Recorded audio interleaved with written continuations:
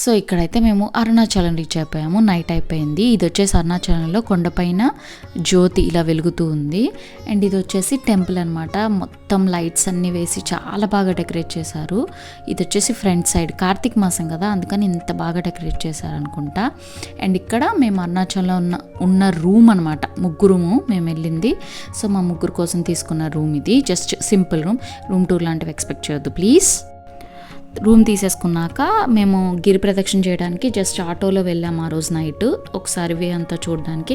And next day early morning 5 o'clockకి start అయిపోయాం గిరి ప్రదక్షిణ నడక మార్గంలో. పైన చుక్కలు, చంద్రుడు అన్నీ కనిపిస్తున్నాయి. ఫస్ట్ మేము దర్శించుకుంది అగ్నిలింగము, మా రూమ్కి దగ్గరలో అదే ఉంది. అండ్ తర్వాత ఇది వచ్చేసి యమలింగము. కొన్ని గుళ్ళో ఇలా బయటే దీపాలు అమ్ముతూ ఉన్నారు. సో కుదిరిన చోట అయితే దీపం వెలిగించుకుంటూ వచ్చేసాము. కార్తీక మాసంలో దీపం వెలిగించడమే కదా ఇంపార్టెంట్. సో అవైతే వెలిగిస్తూ వచ్చాము.